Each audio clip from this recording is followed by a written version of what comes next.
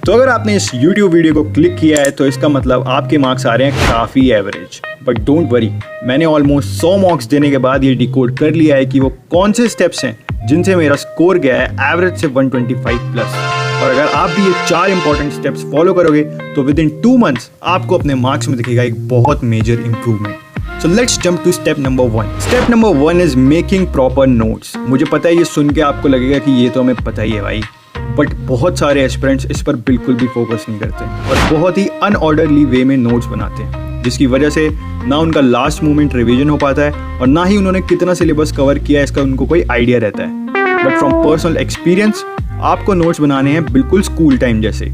याद है जब हम अलग अलग कलरफुल कॉपियों में नोट्स बनाते थे और हर दिन की डेट डालकर साफ सुंदर तरह से लिखते थे?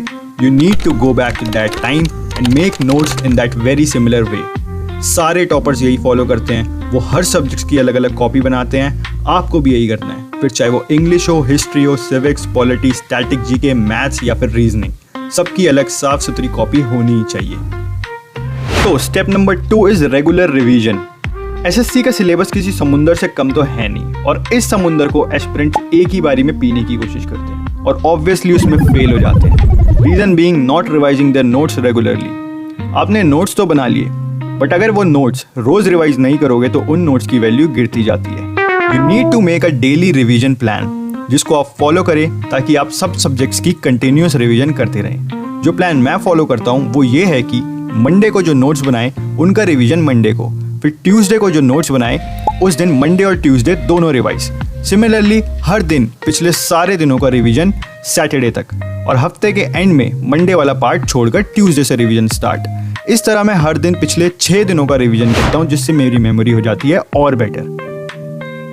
Now let's come to step number 3 which is sectional मॉक्स।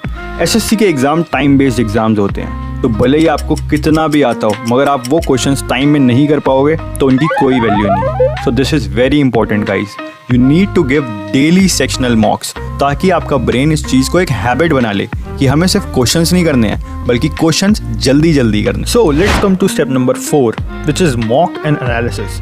This is the most important step जो कि काफ़ी पैटर्नाइज होता है। बहुत एस्पिरेंट्स काफ़ी ज़्यादा मॉक्स देते हैं जबकि कुछ एस्पिरेंट्स बिल्कुल भी मॉक नहीं देते हैं। दोनों ही चीज़ें सही नहीं है।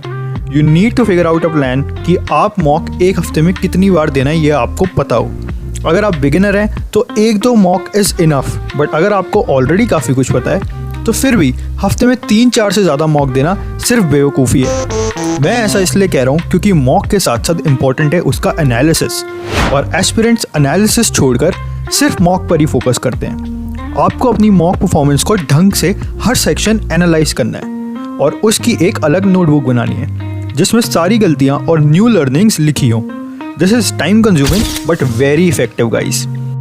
तो आई होप इन टिप्स को यूज़ करके आपके मॉक्स में आपको दिखेगी एक सिग्निफिकेंट इंप्रूवमेंट। नेक्स्ट वीडियो में मिलते हैं आपसे, तब तक के लिए बाय बाय।